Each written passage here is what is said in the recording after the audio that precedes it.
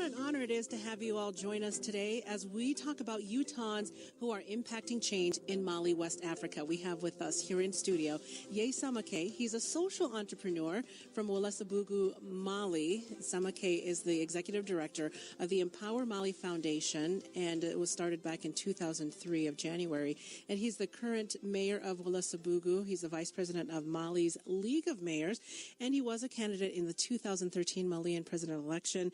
Ye, you are no stranger to the Cultural Connections show. Thank you so much for traveling all the way from West Africa to be here with us in Salt Lake City. Thank you. Thank you for having me. And just so you know, too, that those of you listening, that Mali is the sister city to Salt Lake City. And we'll talk more about what that means. And we also have with us here in studio, we have Ian McCracken. He is the owner of PRI. It's an executive recruiting firm, and he's started that business here in Utah a little over 10 years ago. And we have his son, Braden McCracken, who is a high school senior at Copper Hills High School in West Jordan, and they are the founders of Building Youth Around the World. This is an organization that was started about 6 years ago, and we'll hear more about that from them. Braden and Ian, welcome. Thank you so much. This is a collaboration. We have Building Youth Around the World and Empower Mali. How did the collaboration happen? I'll start with you, Ye. Well, when organizations collaborate, they do great things together that they cannot do individually. Building Youth Around the World and Empower Mali understand this very clearly. That's why we came together in 2010, I believe, and we started a project in Mali, in Welesebugu, in my area, where we provided a middle school with a complete band equipment. Mm-hmm. It's unique in the country of Mali, so that it will build patriotism in these young kids and rally them around a cause. Yeah, and you know what? Ye is an awesome person. I mean, the thing that's important for building youth around the world is to have somebody on the ground that you trust and that you love. Ye is a man with such intense integrity and such intense love for his people that we couldn't help but join forces, and we've been with Ye ever since. Braden, you got involved. You're still in high school. How old are you anyways? I'm 18 right now. 18, and you are getting ready to serve an LDS mission. Yep. So how do you even have time to do any of this? It keeps me really busy, but just juggling between school and building youth and then the mission. Well, I have to say, Ye, when you ran for president, to be president of Mali, talk to us a little bit about that experience. It was an amazing experience. Running for president of the country of Mali allowed me to even know a lot better the people of Mali, their needs and their aspirations. I did not win the election, and I could possibly not win this election given that I was not able to get enough funding to promote my vision to the people. I raised about 10% of what the others got. But in general, my message got across. People were able to hear what I stand for, the vision for transparency and a government based on integrity and serving the interests of the people instead of self-serving. Which was very new. In fact, your vision and your philosophy presented quite a challenge for the status quo at that time. Absolutely. I challenged them that we have to turn the page of 20 years of corruption. We have to turn the page to 20 years of bad governance. Mali needed new ideas, and those are the ideas I was bringing to the people. And in fact, those are some of the new ideas that you are bringing to Empower Mali. Talk to us about Empower Mali. Well, Empower Mali, first of all, is here similar to what Braden is doing to inspire young people from here in America to get involved and engage with young people across the oceans, be it in Africa, be it in other places in the world. And let me interrupt you for a second, because I don't think people know your connection to Utah. You have a deep connection to Utah. You went to school here. Give us just a brief history. Nkoyo, I love Utah. Utah gave me a lot, an education. I went to Brigham Young University, and I graduated with a master's degree in public policy, an education that is not much needed here in America, but it is needed in Mali. That's why, with that strong connection, my two children were born here, and I met my wife at BYU, but we decided that given the tremendous opportunity we have been given here, we need to take it and go bless the lives of others in Mali. And that's exactly where Empower Mali comes from. Absolutely. Please talk to us more about that. Empower Mali came from the desire to improve the lives of people, building schools, training local leaders and also farmers, making sure people have access to education in their own village.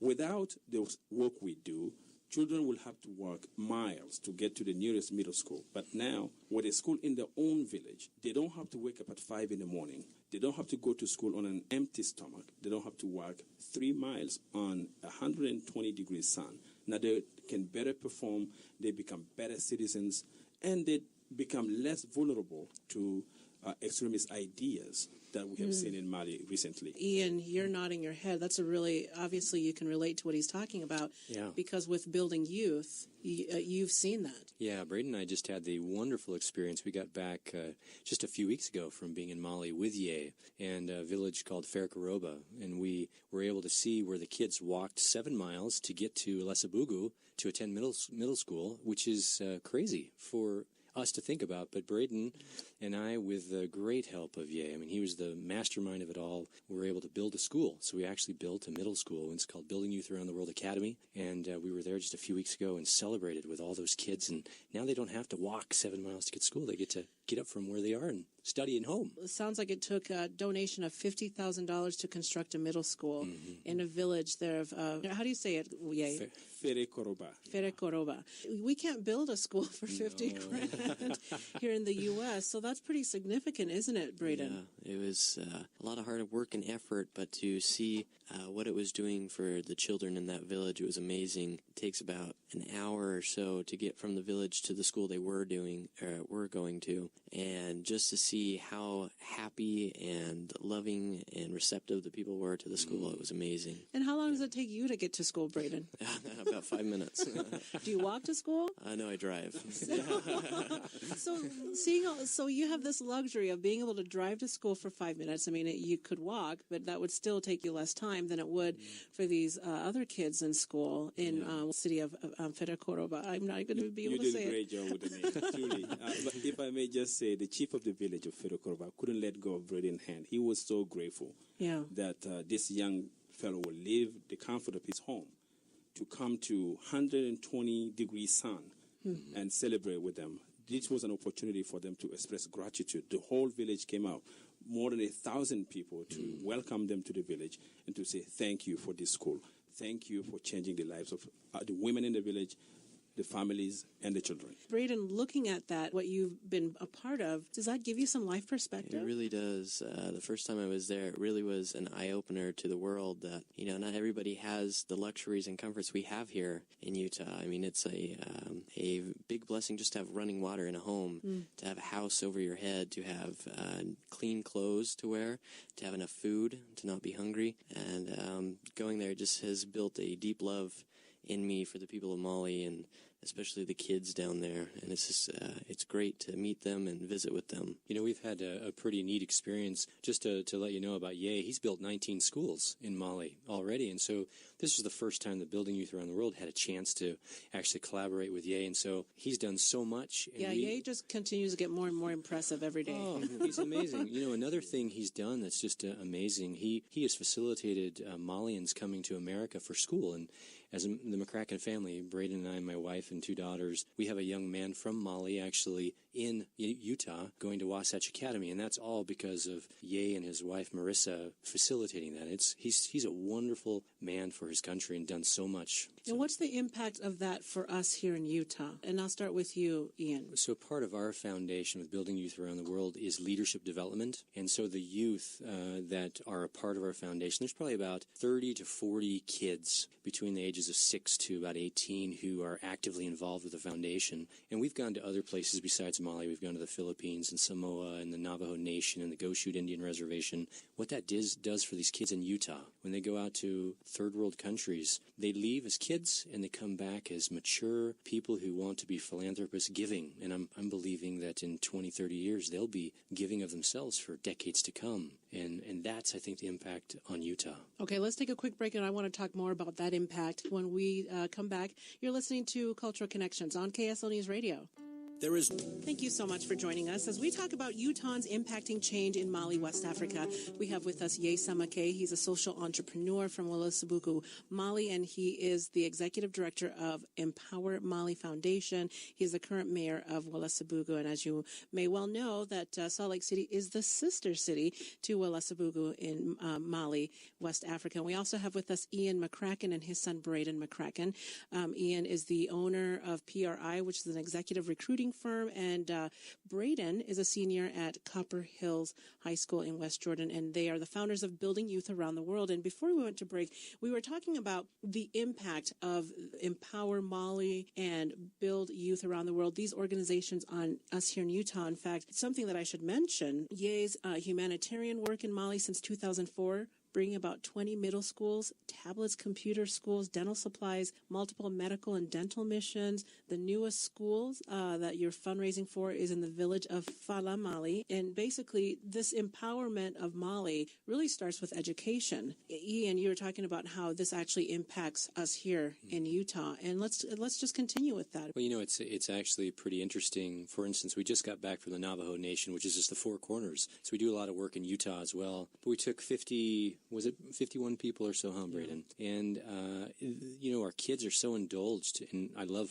youth, but, they like their tablets, they like their texting and their games. Their conveniences, yeah. Yeah, and we went to the Navajo Nation, and, this is a place that's only a few hours away from home, and it's about as third world as it gets sometimes, isn't it? Even at the Navajo Nation. And we all got to go there and do work for a week, and it was amazing to see these teenagers who were a bit self-indulged go in there and then suddenly become lovers of humanity, and they have desire to do something more than just, play with their games and videos and the rest. It's pretty neat to see them grow. Braden, have you been able to get any of your friends involved in what you're doing? Yeah, I have actually. There's several youth that I know that have come and joined Building Youth and helped us out with several of our projects along the way. And what's their reaction to what you're involved in? At first, they're a little shocked and surprised, and but just to... What are they shocked about? Shocked at what a single person can do in the community and what effect and change you can have personally.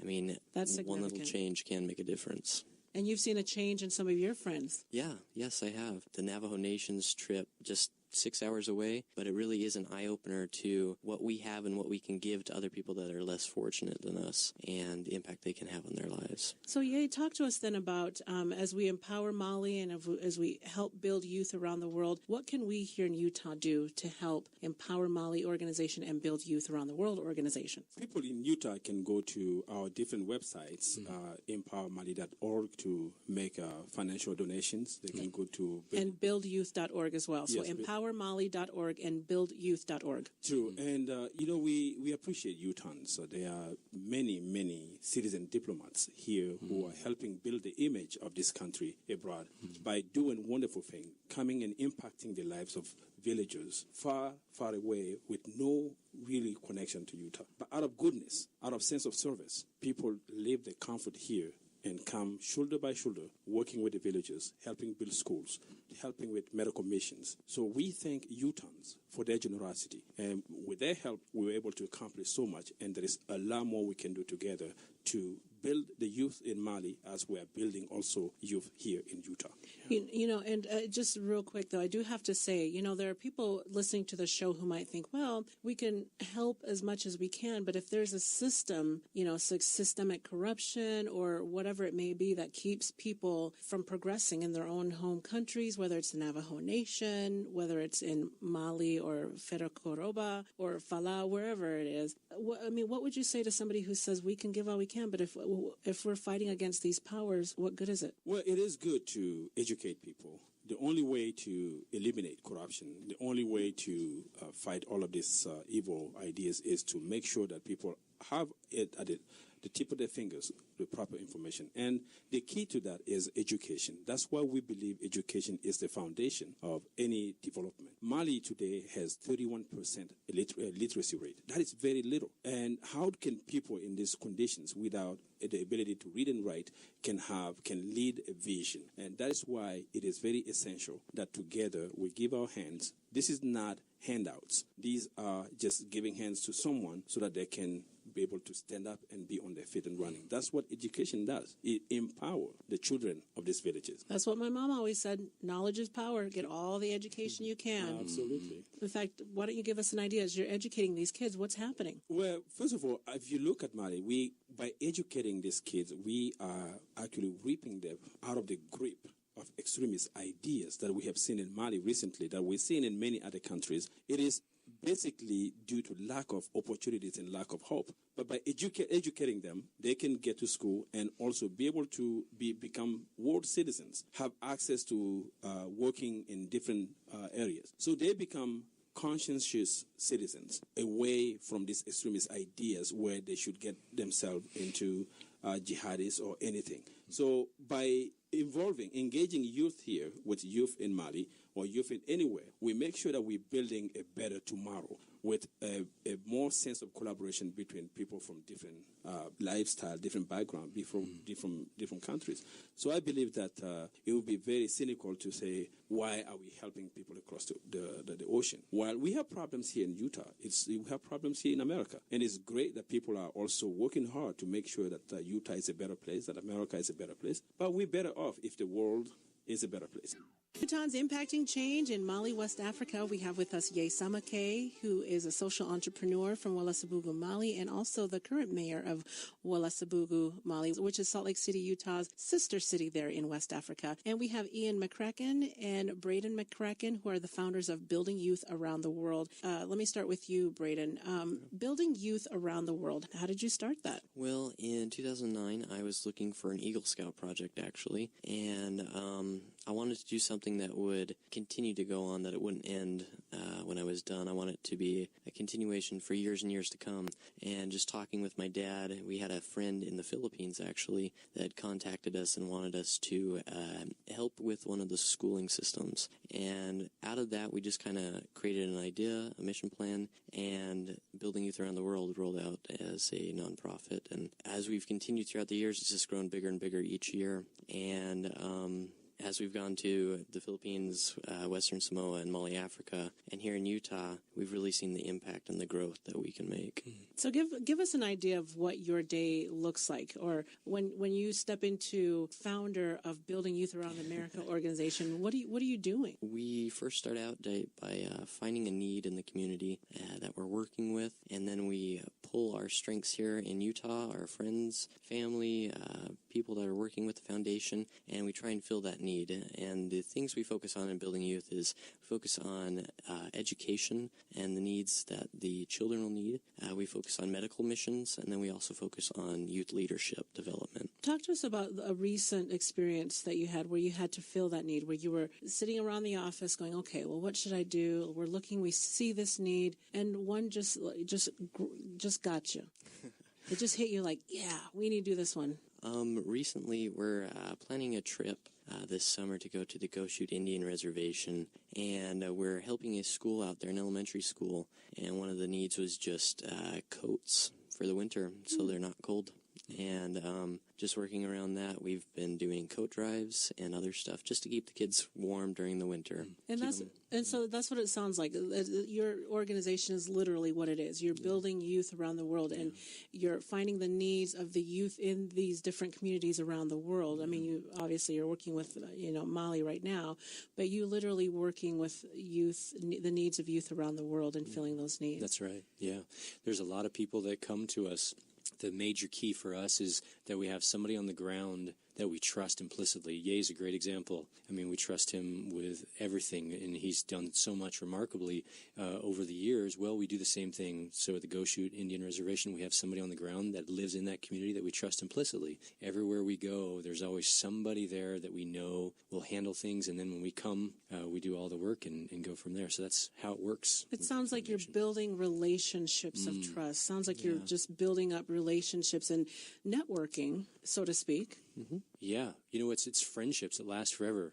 Ye and our foundation and the McCracken family, we're best of friends, and I love him and his kids and his wife, and we can't wait to do our next project in Mali just because we know Ye's the guy that we can lean on to make sure it happens right. Empower Mali's really been around for a year. A year, yes. But Building Youth Around the World, that's been around for 6 years.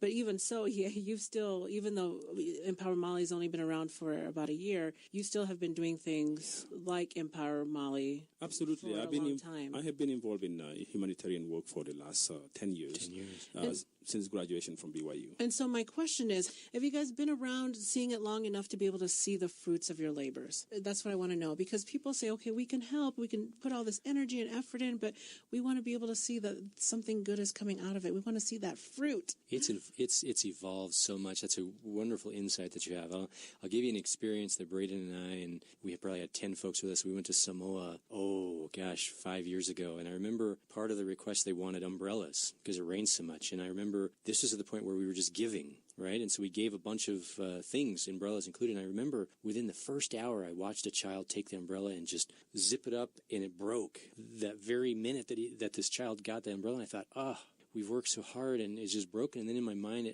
I said, you know what? If you just give things away, that's exactly what's going to happen. We've got to do things where people are going to be involved. And for instance, the fruits of our labor, look at Ferekoroba and with YA, that fruit of that labor of building a school will last for 20, 30, 40 years. That's the difference. Instead of just giving away like we wanted to, and so many people want to give. They just want to love and leave. But when you do something big like what we just did in Mali, that lasts forever. That's the fruit of the labor. I bet you've seen that too. Oh, absolutely. That's what we're trying to do in our next village of Fala, is giving these children the opportunity to go to school in their own village, making sure the young girls are not left out of the realm of education. When the school is so remote, parents are a little bit reluctant to send girls because they can be affected by a lot of things. Sometimes they get pregnant out of the sight of their parents, by teachers and people in the faraway village that they walk to. Well, we're hearing about the campaigns of the Nigerian girls who are abducted. I mean, obviously that's very different, but I mean, it poses that danger that your girls will get abducted or taken or abused. Absolutely, and that's why it's very important that we build schools in these villages. Otherwise, parents are very reluctant, and the gap between boys and girls increases. Very few girls will go to school when the building is far away, like 7 miles away. But now, they can go to school and also participate in the family chores. They can go to school right there in the village in the evening. They're not too tired to study and to do their homework. So it makes it such that it increases the trust of the family in sending their children to school, but also it increases the performance of the students. And give us an idea, because I don't think people realize this. We have public schools here in America. Anybody can go to school if they want to. I mean, there are kids who choose to skip out. It is a blessing. That's a blessing. Which we don't get because there are people who can't even go to school for free in other parts of the world. So give people listening an idea of why it's so important to build schools in Africa, particularly in Mali. Well, look, Mali is one of the poorest countries on earth. The government does not have the means to build schools in every community. So because of that, some villages don't live even closer to a middle school. They might have a primary school, but when students are done with primary school, now they will have to walk village after village to get to the nearest middle school. And sometimes it's 7 miles, and they have to walk one way to go to the school, come back home for lunch, and by the end of the day, they would have walked up to 28 miles. So we're talking about, when you say primary school, we're talking about elementary school kids, I mean, basically age 6 to 8, like when they're done. If nothing is done and they don't have any opportunity to further the education, because of the dropout, they forget completely what they've learned from the 1st to the 6th grade. So we built the 7th grade so that they can continue their education and make sure that they enforce what they've learned in the primary grade. So it is very important that we do so, because all of this dropout, they become street kids. They live in the street because they don't have opportunities like the ones that go to school. If I take myself, my life is an example of what education can do. I come from a very modest background. And for me to be leading a city today, to be running for president of the country, to be talking to a famous talk show radio like Nkoyo here, it takes really education to do that. And it has values. And to be able to be where you are today, and it just dawned on me, you have to be able to speak English and clearly and understand English because it's really an English-speaking world. You know, some other things, I love the whole fruits of the labor thing, what it really means for Utah as well, zeroing in on that. For instance, Braden mentioned it was an Eagle Scout project that started it all. Since the foundation's actually been started building youth around the world, we've had, I believe I'm right, 14 Eagle Scouts come through it. Mm-hmm. We've had an entire regional Girl Scout group, which entails, I don't know, Braden, was that 10 Girl Scout units? Yeah. And we see these kids grow. I remember one young gal got into the foundation, and she was very excited but very, very shy. And you know what? It's been 4 years, and she can stand up in front of hundreds of people now and speak publicly to them. And that's a wonderful learning experience and something that will help her as she grows into an adult. So those are some of the great things that come from doing the things, Empower Mali and building youth around the world are doing every day. Braden? It's great to see the youth here being affected by philanthropy work, and seeing them come out of the bubble and be an effect and change for good in their community. When you get to Mali or when you get to different places around the world, do you have this, I'm just thinking of like youth conference or any sort of conference where you just gather the youth and you just start speaking and having these inspirational talks? Do you guys do that? Oh, yeah. I have to tell you, when we were in Mali the first time, I was going to say. When we were in Mali the first time, it was 2011, I think it was. 2011, that's right. So we had a young man from North Carolina who was working on an Eagle Scout project, and that's when we met Numan Kante, who's now in America studying at Wasatch Academy. And Numan was beautiful boy, just energetic, lots of love, wanted to work hard. And I remember taking Braden and Joey aside, and I said, guys, why do you have what you have, and why does Numan not have that? And both of them sat there. They were, you were 16 at the time. Yeah. And both of them sat kind of quietly, but then finally, I believe it was Braden who said, it's because Numan was born where he was born. And that was it. And you know what? Braden and Joey were right. The only reason Numan had what he had and didn't have was because he was born. And the only reason Braden and Joey had what they had is because they were born in America. And it dawned on them. I could see their eyes open up, and they said, if we have what we have because we were born in America, then why should we think we're better than anyone else? And we need to just give of ourselves. And that was an awesome. Boy, have our eyes been opened as we've been talking to Utahns impacting change in Mali, West Africa. Ye Samake, a social entrepreneur from Welesebugu, Mali, also the current mayor of Welesebugu, Mali. And we also have Ian McCracken and his son, Braden McCracken, founders of Building Youth Around the World. And I have to tell you, Ian, I really, really like that story that you're talking about the kids. As I was imagining, are you addressing these kids and, giving words of inspiration? And obviously it sounded like, yes, one kid, like the light bulb went on for one kid. And we can do things for other people. And, the remarkable thing, again, because of the friendships and relationships with Ye and others, the light bulb that went off for Joey and Braden, what the after effect of that light bulb coming off was Braden and Joey says, well, let's do something about Numan. We love Numan. Let's get him here. And with Ye and Marissa and Braden and Joey, now Numan is here in America studying. And that's what the change can be. That is the impact of realizing that everybody is equal. Everybody deserves the same opportunity. Everybody needs, if they can, receive that education. And we just have to give of ourselves to make it happen. And we can do it. Thanks to people like you that the world is a better place. Thank to people who care about others without expecting anything in return. Mm-hmm. And it transforms the lives of others. We have seen this village of Ferekoroba. Mm-hmm. You've seen the gratitude in the eyes of the chief of the village, the women coming. Because without caring people in Utah, the school would not have been built. I remember when Braden stood to the microphone in front of the Minister of Education, and I saw a young man, a leader, when he was expressing himself and telling the people of Mali how much he cares and how much he's very proud to be part of building the schools there, the image of Braden expressing that there, I could see that not only he's giving, but he's taking as well. He's receiving because he's being built as a young leader.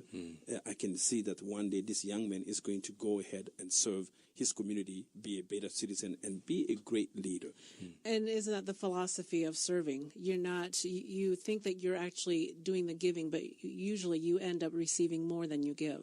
Absolutely. I have personally witnessed that, and my life has been just an incredible opportunity, and I'm so grateful for the life I have. And truly, so many people have invested in me and believing that helping me get an education here in the great state of Utah at the great University of BYAW, And now I'm returning to serve the people of Mali, but it really gives so much to myself.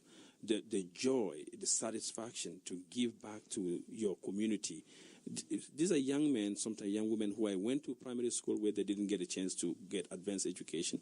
I see the difference of education immediately when I'm home. It makes me more grateful and realize what I have been given and that I have the responsibility to make sure that I watch over others, that I also give forward instead of just taking and sitting with it. Isn't it true? I look at Ye, and I just love him so much. Isn't it true that our legacy someday, and Braden, your legacy and the legacy of everyone that works within the foundations, in 40 or 50 years, we'll be passing from this good earth, and we only hope that there will be 40 or 50 or 100 more Ye's in this world, or 100 more Bradens giving of themselves, and that's how you change the world. Just one person at a time, every single moment that you can possibly make a change, and then the legacy endures forever. So in our last minute here, I'll start with you, Ian. What's your hope for building youth around the world? When I'm an old man, I would love to see my children, Braden and Mikkel and Caitlin, running Building Youth Around the World, and my grandkids doing it, and just being huge. That's what I would love. And Braden?